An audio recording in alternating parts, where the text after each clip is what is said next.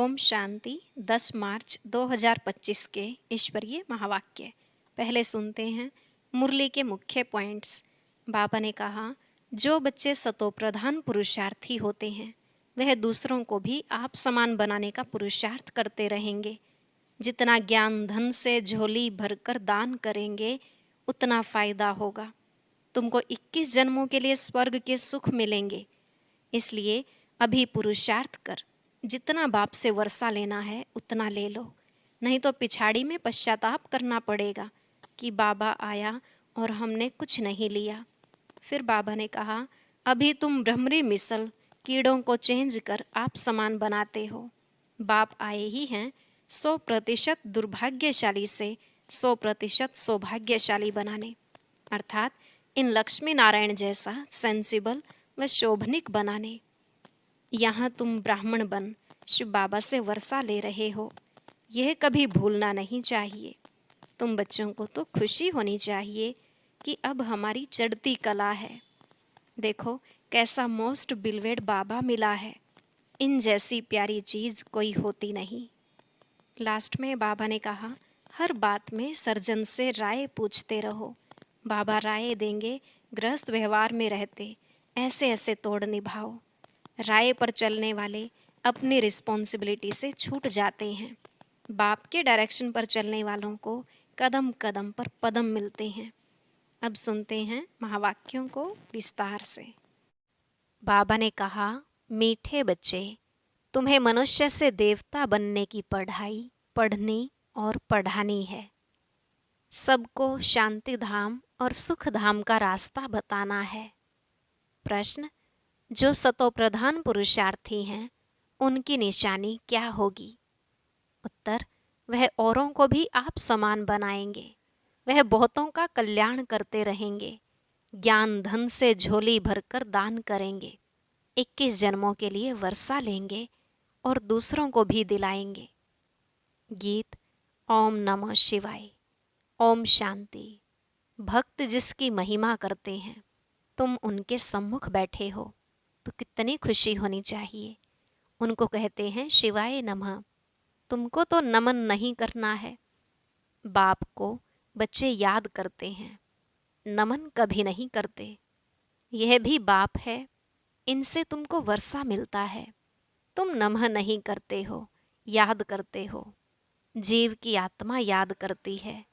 बाप ने इस तन का लोन लिया है। वह हमको रास्ता बता रहे हैं, बाप से बेहद का वर्षा कैसे लिया जाता है। तुम भी अच्छी रीति जानते हो, सतयुग है सुख धाम और जहाँ आत्माएं रहती हैं उसको कहा जाता है शांति धाम।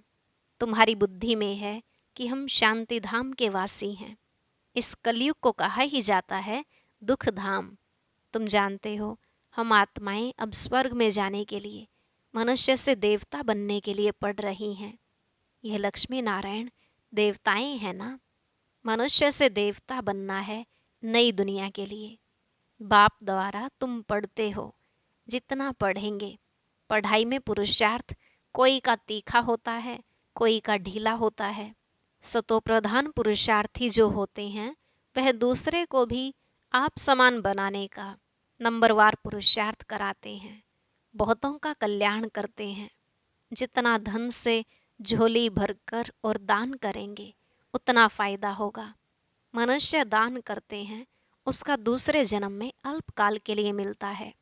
उसमें थोड़ा सुख, बाकी तो दुख ही दुख है। तुमको तो 21 जन्मों के लिए स्वर्ग के सुख मिलते हैं। कहाँ स्वर्ग के सुख, कहाँ यह दुख। बेहद के बाप द्वारा तुमको स्वर्ग में बेहद का सुख मिलता है। ईश्वर अर्थ दान पुण्य करते हैं ना, वह है इनडायरेक्ट। अभी तुम तो सम्मुख हो ना। अब बाप बैठ समझाते हैं। भक्ति मार्ग में ईश्वर अर्थ दान पुण्य करते हैं तो दूसरे जन्म में मिलता है। कोई अच्छा करते हैं तो अच्छा मिलता है, बुरा पाप आदि करते हैं तो उसको ऐसा मिलता है। यहाँ कलयुग में तो पाप ही होते रहते हैं, पुण्य होता ही नहीं। करके अल्पकाल के लिए सुख मिलता है। अभी तो तुम भविष्य सतयुग में 21 जन्मों के लिए सदा सुखी बनते हो। उसका नाम ही है सुख धाम। प्रदर्शनी में भी तुम लिख सकते हो कि शांति धाम और सुख धाम का यह मार्ग है, शांति धाम और सुख धाम में जाने का सहज मार्ग। अभी तो कलयुग है ना, कलयुग से सतयुग, पतित दुनिया से पावन दुनिया में जाने का सहज रास्ता, बिगर कोड़ी खर्चा। तो मनुष्य समझे, क्योंकि पत्थर बुद्धि है ना, बाप बिल्कुल सहज करके समझाते हैं। इसका नाम ही है सहज राजयोग, सहज ज्ञान। बाप तुम बच्चों को कितना सेंसिबल बनाते हैं। यह लक्ष्मी नारायण सेंसिबल है ना। भल श्री कृष्ण के लिए क्या क्या लिख दिया है, वह हैं झूठे कलंक। श्री कृष्ण कहता है, मैया मैं नहीं माखन खायो। अब इसका भी अर्थ नहीं समझते। मैं नहीं माखन खायो तो बाकी खाया किसने? बच्चे को दूध पिलाया जाता है, बच्चे माखन खाएंगे या दूध पिएंगे? यह जो दिखाया है मटकी फोड़ी आदि आदि, ऐसी कोई बातें हैं नहीं। वो तो स्वर्ग का फर्स्ट प्रिंस है। महिमा तो एक शिव बाबा की ही है, दुनिया में और किसकी महिमा है नहीं। इस समय तो सब पतित हैं, परंतु भक्ति मार्ग में भी महिमा है। भक्त माला भी गाई जाती है ना। फीमेल्स में मीरा का नाम है, मेल्स में नारद मुख्य गाया हुआ है। तुम जानते हो, एक है भक्त माला, दूसरी है ज्ञान की माला। भक्त माला से रुद्र माला के बने हैं, फिर रुद्र माला से विष्णु की माला बनती है। रुद्र माला है संगम युग की। यह राज तुम बच्चों की बुद्धि में है। यह बातें तुमको बाप सम्मुख बैठ समझाते हैं। सम्मुख जब बैठते हो तो तुम्हारे रोमांच खड़े हो जाने चाहिए। ओहो सौभाग्य, 100% दुर्भाग्यशाली से हम सौभाग्यशाली बनते हैं। कुमारियां तो काम कटारी के नीचे गई नहीं हैं। बाप कहते हैं वह है काम कटारी। ज्ञान को भी कटारी कहते हैं। बाप ने कहा है ज्ञान के अस्त्र शस्त्र, तो उन्होंने फिर देवियों को स्थूल अस्त्र शस्त्र दे दिए हैं।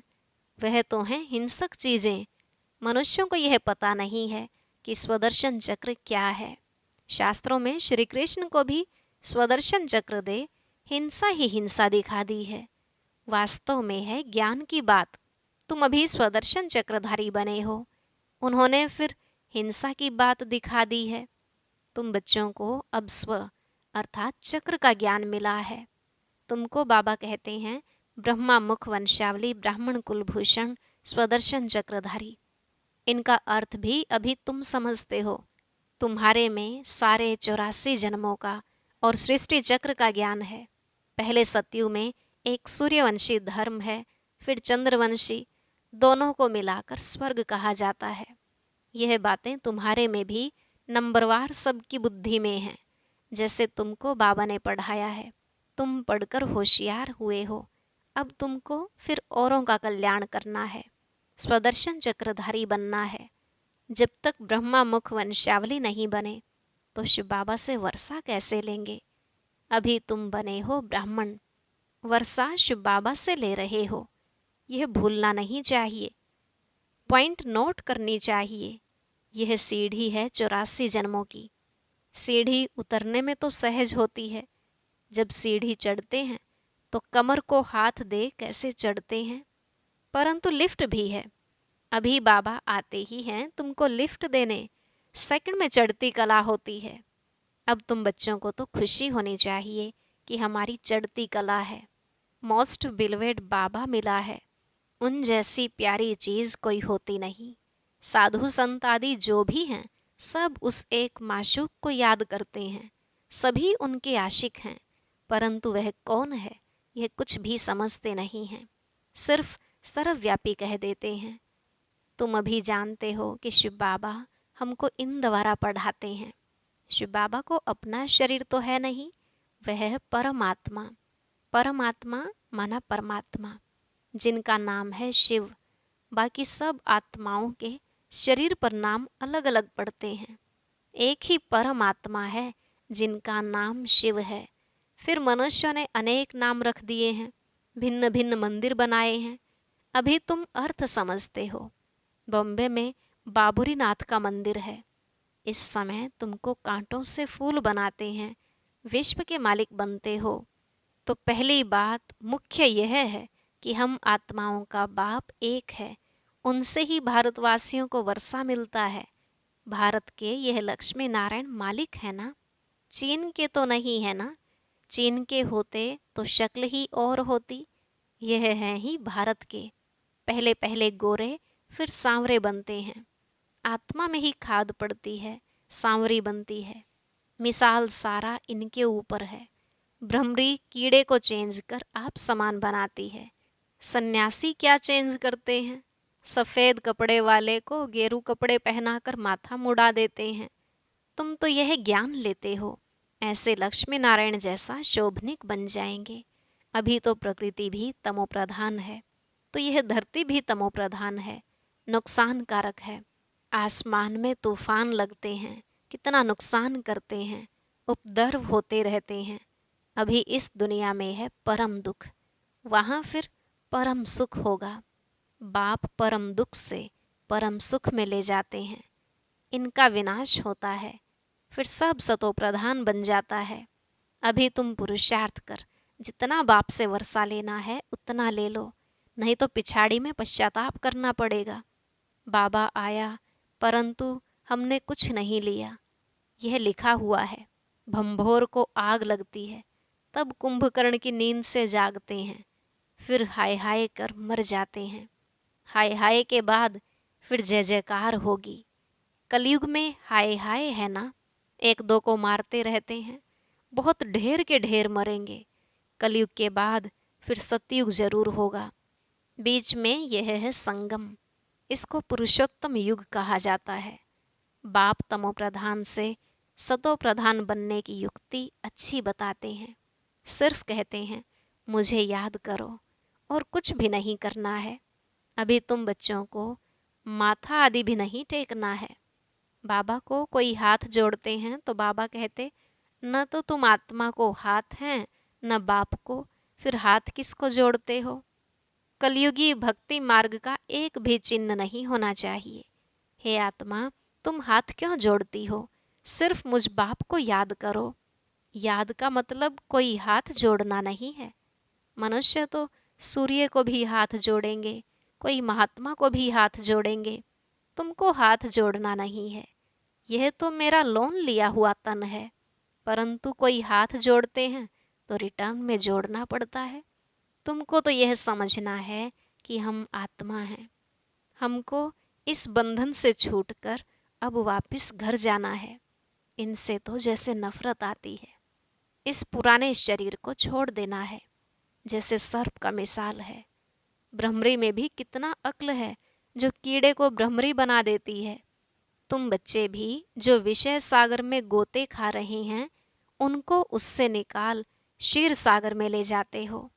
अब बाप कहते हैं चलो शांति धाम। मनुष्य शांति के लिए कितना माथा मारते हैं। सन्यासियों को स्वर्ग की मुक्ति तो मिलती नहीं। हाँ, मुक्ति मिलती है, दुख से छूट शांति धाम में बैठ जाते हैं। फिर भी आत्मा पहले पहले तो जीवन मुक्ति में आती है, पीछे फिर जीवन बंध में आती है। आत्मा सतो प्रधान है, फिर सीढ़ी उतरती है। पहले सुख भोग, फिर उतरते उतरते तमो प्रधान बन पड़े हैं। अब फिर सबको वापस ले जाने के लिए बाप आए हैं। बाप कहते हैं मुझे याद करो तो तुम पावन बन जाएंगे। बाप ने समझाया है, जिस समय मनुष्य शरीर छोड़ते हैं तो उस समय बड़ी तकलीफ भोगते हैं, क्योंकि सजाएं भोगनी पड़ती हैं। जैसे काशी कलवट खाते हैं, क्योंकि सुना है शिव पर बलि चढ़ने से मुक्ति मिल जाती है। तुम अभी बलि चढ़ते हो ना, तो भक्ति मार्ग में भी फिर वह बातें चलती हैं, तो शिव पर जाकर बलि चढ़ते हैं। अब बाप समझाते हैं वापिस तो कोई जा नहीं सकते। हाँ, इतना बलिहार जाते हैं तो पाप कट जाते हैं, फिर हिसाब किताब नए सिर शुरू होता है। तुम इस सृष्टि चक्र को जान गए हो, इस समय सबकी उतरती कला है। बाप कहते हैं मैं आकर सर्व की सदगति करता हूँ, सबको घर ले जाता हूँ। पतितों को तो साथ नहीं ले जाऊंगा, इसलिए अब पवित्र बनो तो तुम्हारी ज्योत जग जाएगी। शादी के टाइम स्त्री के माथे पर मटकी में ज्योत जगाते हैं। यह रस्म भी यहाँ भारत में ही है। स्त्री के माथे पर मटकी में जोत जगाते हैं, पति के ऊपर नहीं जगाते, क्योंकि पति के लिए तो ईश्वर कहते हैं, ईश्वर पर फिर जोत कैसे जगाएंगे। तो बाप समझाते हैं, मेरी तो जोत जगी हुई है, मैं तुम्हारी जोत जगाता हूँ। बाप को क्षमा भी कहते हैं। दूसरे फिर समझते हैं छोटी ज्योति बड़ी ज्योति में समा जाएगी, अर्थात आत्मा परमात्मा में समा जाएगी। अनेक मतें हैं। बाप कहते हैं, तुम्हारा धर्म तो अथाह सुख देने वाला है, तुम स्वर्ग में बहुत सुख देखते हो, नई दुनिया में तुम देवता बनते हो। तुम्हारी पढ़ाई है ही भविष्य नई दुनिया के लिए, और सब पढ़ाइयाँ यहाँ के लिए होती हैं। यहाँ तुमको पढ़कर भविष्य में पद पाना है। गीता में भी बरोबर राजयोग सिखलाया है। फिर पिछाड़ी में लड़ाई लगी, कुछ भी नहीं रहा, पांडवों के साथ कुत्ता दिखाते हैं। अब बाप कहते हैं, मैं तुमको गॉड गॉडेज बनाता हूँ। यहाँ तो अनेक प्रकार के दुख देने वाले मनुष्य हैं, काम कटारी चलाए कितना दुखी बनाते हैं। तो अब तुम बच्चों को यह खुशी रहनी चाहिए कि बेहद का बाप ज्ञान का सागर हमको पढ़ा रहे हैं। मोस्ट बिलवेड माशूक है, हम आशिक उनको आधा कल्प याद करते हैं। तुम याद करते आए हो। अब बाप कहते हैं, मैं आया हूँ, तुम मेरी मत पर चलो, अपने को आत्मा समझ मुझ बाप को याद करो, दूसरा ना कोई। सिवाय मेरी याद के तुम्हारे पाप भस्म नहीं होंगे। हर बात में सर्जन से राय पूछते रहो, बाबा राय देंगे, ऐसे ऐसे तोड़ निभाओ। अगर राय पर चलेंगे तो कदम कदम पर पदम मिलेंगे। राय ली तो रिस्पॉन्सिबिलिटी छूटी। अच्छा, मीठे मीठे सिकिलधे बच्चों प्रति माता पिता बाप दादा का याद प्यार और गुड मॉर्निंग। रूहानी बाप की रूहानी बच्चों को नमस्ते। रूहानी बच्चों की रूहानी बाप दादा को नमस्ते नमस्ते, गुड मॉर्निंग, शुक्रिया बाबा, शुक्रिया। धारणा के लिए मुख्य सार। पहला पॉइंट, बेहद के बाप से बेहद सुख का वर्षा लेने के लिए डायरेक्ट ईश्वर अर्थ दान पुण्य करना है। ज्ञान धन से झोली भरकर सबको देना है। दूसरा, इस पुरुषोत्तम युग में स्वयं को सर्व बंधनों से मुक्त कर जीवन मुक्त बनना है। ब्रह्मरी की तरह भूं भूं कर आप समान बनाने की सेवा करनी है। आज का वरदान, सर्व प्राप्तियों के अनुभव द्वारा पावरफुल बनने वाले सदा सफलता मूर्त भव। सर्व प्राप्तियों के अनुभव द्वारा पावरफुल बनने वाले सदा सफलता मूर्त भव। बाबा ने कहा, जो सर्व प्राप्तियों के अनुभवी मूर्त हैं वही पावरफुल हैं। ऐसी पावरफुल सर्व प्राप्तियों की अनुभवी आत्माएं ही सफलता मूर्त बन सकती हैं, क्योंकि अभी सर्व आत्माएं ढूंढेंगी कि सुख शांति के मास्टर दाता कहाँ हैं। तो जब आपके पास सर्व शक्तियों का स्टॉक होगा तब तो सबको संतुष्ट कर सकेंगे। जैसे विदेश में एक ही स्टोर से सब चीजें मिल जाती हैं, ऐसे आपको भी बनना है। ऐसे नहीं सहन शक्ति हो सामना करने की नहीं, सर्व शक्तियों का स्टॉक चाहिए, तब सफलता मूर्त बन सकेंगे। स्लोगन, मर्यादाएं ही ब्राह्मण जीवन के कदम हैं, कदम पर कदम रखना माना मंजिल के समीप पहुंचना। मर्यादाएं ही ब्राह्मण जीवन के कदम हैं, कदम पर कदम रखना माना मंजिल के समीप पहुंचना। अव्यक्त इशारे, सत्यता और सभ्यता रूपी कल्चर को अपनाओ। आजकल कोई कोई एक विशेष भाषा यूज करते हैं कि हमसे असत्य देखा नहीं जाता, असत्य सुना नहीं जाता, इसलिए असत्य को देख झूठ को सुन करके अंदर में जोश आ जाता है। लेकिन यदि वह असत्य है और आपको असत्य देखकर जोश आता है तो वह जोश भी असत्य है ना। असत्यता को खत्म करने के लिए स्वयं में सत्यता की शक्ति धारण करो। ओम शांति। अब सुनते हैं आज की अव्यक्त मुरली। इसके लिए ऊपर दिए गए बॉक्स पर क्लिक करें।